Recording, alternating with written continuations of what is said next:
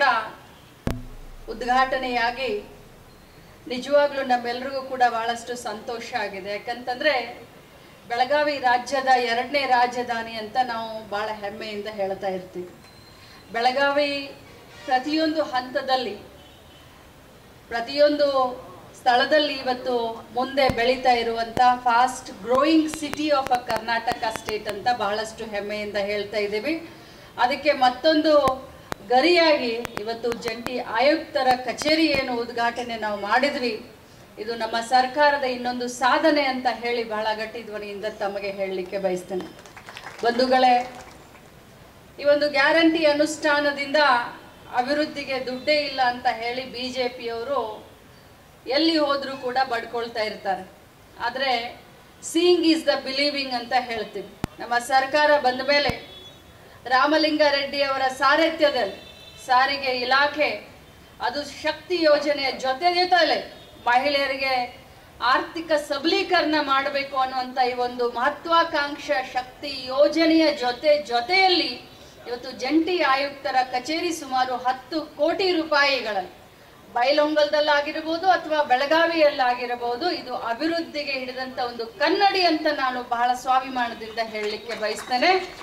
ನಮ್ಮ ಸರ್ಕಾರದ ಗ್ಯಾರಂಟಿಗಳನ್ನ ಬರೀ ಟೀಕೆ ಮಾಡುವಂತ ಬಿಜೆಪಿಯವರು ಇವತ್ತು ಬಿಹಾರದಲ್ಲಿ ಚುನಾವಣೆ ನಡೆದ್ರೆ ಈ ಕರ್ನಾಟಕ ರಾಜ್ಯದ ಈ ಗ್ಯಾರಂಟಿ ಮಾದರಿಯನ್ನೇ ಕಾಪಿ ಮಾಡಿ ಬಿಹಾರದಲ್ಲಿ ಇವತ್ತು ಬಿಜೆಪಿಯವರು ಅನೌನ್ಸ್ ಮಾಡಿದ್ದಾರೆ. ಹೇಳೋ ತಾತ್ಪರ್ಯ ಇಷ್ಟೇ, ಒಳ್ಳೆ ಕೆಲಸಕ್ಕೆ ಎಲ್ಲರೂ ಶ್ಲಾಘನೆಯನ್ನ ಮಾಡಬೇಕು ಹೊರತಾಗಿ ಒಳ್ಳೆ ಕೆಲಸವನ್ನ ತಮ್ಮ ಕೈಯಿಂದ ಆದ್ರೂ ಏನು ಮಾಡಲಿಕ್ಕೆ ಸಾಧ್ಯ ಆಗ್ಲಿಲ್ಲ. ಬಡವರ ಬಗ್ಗೆ, ರೈತರ ಬಗ್ಗೆ ಒಂದು ಒಳ್ಳೆ ಯೋಜನೆಯನ್ನ ತರದೇ ಇದ್ದಂತ ಬಿಜೆಪಿಯವರು ಇವತ್ತು ನಮ್ಮ ಅಭಿವೃದ್ಧಿ ಕೆಲಸ ಮತ್ತು ಗ್ಯಾರಂಟಿ ಯಶಸ್ಸನ್ನ ನೋಡಿ ಬರೀ ನಮ್ಮ ವಿರುದ್ಧ ಆರೋಪವನ್ನ ಮಾಡ್ಕೊಂಡು ಇವತ್ತವರು ಕೂತಿದ್ದಾರೆ. ಬಡವರಿಗಾಗಿ ಕನಿಕರ ಕಾಳಜಿ ಕಿಂಚಿತ್ತು ವಿಚಾರವನ್ನ ಮಾಡಿದಂಥವ್ರು ಈ ಬಗ್ಗೆ ಮಾತನಾಡ್ತಾ ಇರೋದು ಹಾಸ್ಯಾಸ್ಪದ ಅಂತ ಹೇಳಲಿಕ್ಕೆ ಬಯಸ್ತೇನೆ. ಇನ್ನು ನಮ್ಮ ಇಲಾಖೆಯ ಬಗ್ಗೆ, ಸಾರಿಗೆ ಇಲಾಖೆಯ ಬಗ್ಗೆ ಬಹಳಷ್ಟು ಆಸೆ ಆಕಾಂಕ್ಷೆ ಜನಸಾಮಾನ್ಯರಿಗೆ ಇರ್ತಾರೆ. ಯಾಕಂತಂದ್ರೆ ಒಂದು ಆರೋಪ ಇದೆ, ಈ ನಮ್ಮ RTO ಕಚೇರಿ ಮೇಲೆ ಒಂದು ಆರೋಪ ಇದೆ ಸರ್.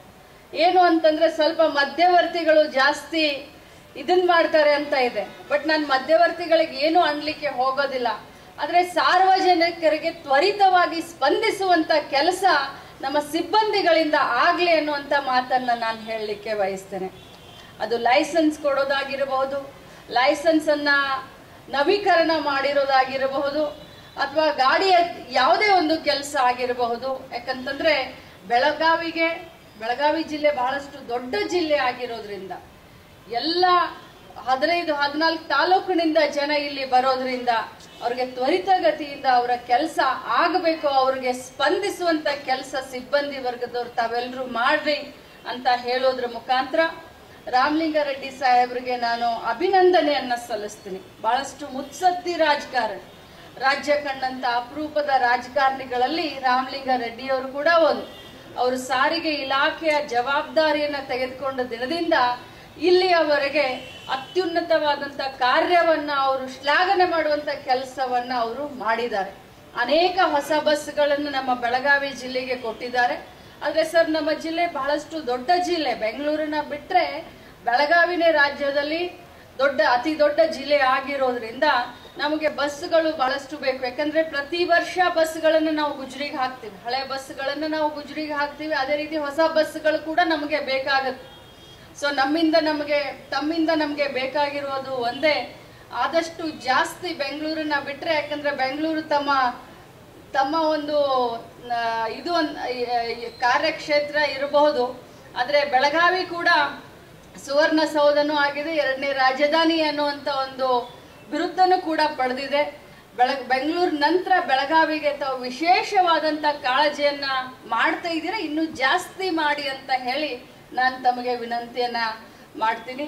ಅದ್ರ ಜೊತೆಯಲ್ಲಿ ಬಂದಂತ ಎಲ್ಲ ಸಾರ್ವಜನಿಕರಿಗೆ ಇಷ್ಟೇ ಹೇಳಲಿಕ್ಕೆ ಬಯಸ್ತೇನೆ, ಈ ಕಚೇರಿಯನ್ನ ಸಿಬ್ಬಂದಿಗಳ ಜೊತೆಗೆ ಸಾರ್ವಜನಿಕರಿಗೆ ಅನುಕೂಲ ಆಗ್ಲಿ ಅಂತ ಹೇಳಿ ನಾವು ಮಾಡಿರೋದು. ತ್ವರಿತ ಗತಿಯಲ್ಲಿ ಕೆಲಸಗಳು ಆಗ್ಲಿ ಅಂತ ಹೇಳಿ. ಯಾಕಂತಂದ್ರೆ ಇತ್ತೀಚಿನ ಬೆಳೀತಾ ಇರುವಂತ ಯುಗದಲ್ಲಿ ಆನ್ಲೈನ್ ಮುಖಾಂತರನೇ ಬಹಳಷ್ಟು ಕೆಲಸ ಕಾರ್ಯಗಳಾಗ್ತವೆ. ಸಿಬ್ಬಂದಿಗಳಿಗೆ ಕೂತ್ಕೊಳ್ಳಿಕ್ಕಾಗಿರ್ಬೋದು, ಸಾರ್ವಜನಿಕರಿಗೆ ಬಂದು ಕೂತ್ಕೊಳ್ಳಿಕ್ಕೆ, ತಮ್ಮ ಕೆಲಸ ತಮ್ಮ ಕಷ್ಟಗಳನ್ನು ಹಂಚ್ಕೊಳ್ಳಿಕ್ಕೆ ಒಂದು ಸುಸಜ್ಜಿತವಾದಂಥ ಒಂದು ಬಿಲ್ಡಿಂಗನ್ನು ಕಟ್ಟಿ ಇವತ್ತು ನಾವು ಲೋಕಾರ್ಪಣೆ ಮಾಡಿದ್ದೀವಿ. ಇದು ಎಲ್ಲರಿಗೂ ಇದರಿಂದ ಅನುಕೂಲ ಆಗಲಿ ಮತ್ತು ಸಾರಿಗೆ ಇಲಾಖೆಗೆ ವಿಶೇಷವಾಗಿ ಶಕ್ತಿ ಯೋಜನೆಯನ್ನು ತಮ್ಮೆಲ್ಲರ ಒಂದು ಸಹಕಾರದಿಂದನೇ ಇಷ್ಟೊಂದು ದೊಡ್ಡ ಮಟ್ಟಿಗೆ ಇಡೀ ದೇಶದಲ್ಲಿ ಯಶಸ್ವಿ ಆಗಿದೆ ಈ ಶಕ್ತಿ ಯೋಜನೆ ಅಂತ ಇನ್ನೊಮ್ಮೆ ಅಭಿನಂದನೆಯನ್ನು ಸಲ್ಲಿಸಿ ತಮ್ಮೆಲ್ಲರಿಗೂ ವಂದಿಸಿ ನನ್ನ ಮಾತುಗಳನ್ನು ಮುಗಿಸ್ತೀನಿ. ಜೈ.